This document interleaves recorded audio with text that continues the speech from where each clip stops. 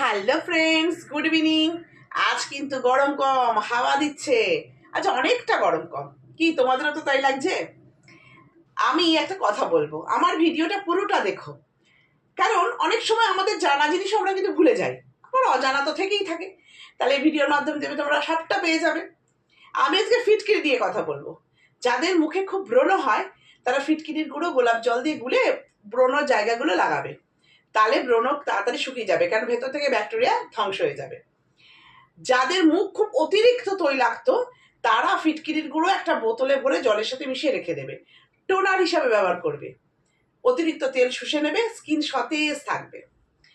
দাড়ি কাটার পর, মানে যারা বাড়িতে দাড়ি কাটো, তারা দাড়ি কাটার পর ভালো করে মুখ ধুয়ে একটা ফিটকিরির টুকরো সেই দাড়ি কাটা জায়গাটায় ঘষবে।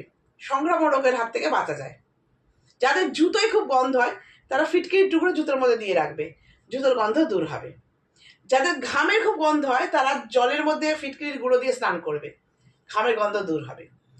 মাড়িতে যাদের ব্যথা হয় বা রক্ত পড়ে, দাঁতে যাদের ব্যথা হয়, তারা গরম জলের মধ্যে ফিটকিরির গুঁড়ো আর নুন দিয়ে ভালো করে কুলকুচি করবে, সঙ্গে সঙ্গে আরাম পাবে। আর যাদের মুখের গন্ধ হয় তাদের জন্যও কিন্তু খুব ভালো। আমাদের স্কিনে দেখবে অবাঞ্ছিত কিছু লোম থাকে, যার জন্য আমাদের একটু মুখটা কালো কালো লাগে। 1 টেবিল চামচ ফিটকিরি গুঁড়ো, 8 চা চামচ হলুদ গুঁড়ো আর গোলাপ জল, এই যেটা পেস্ট বানাবে, মুখে লাগাবে। যতক্ষণ না শুকোয় ততক্ষণ রাখবে। শুকিয়ে গেলে একটা আঙুল দিয়ে ভালো করে ঘষবে, ঘষলে ওই অবাঞ্ছিত লোমটা পড়ে যাবে। তাহলে বুঝতে পারছো তো, ফিটকিরির প্রচুর গুণ, কিন্তু দাম কিন্তু খুব কম। ফিটকিরির দাম ভীষণ কম। তাই ফিটকিরি কিনে কাজে লাগাও। ভালো থেকো, সুস্থ থেকো, আবার আসবো। নমস্কার।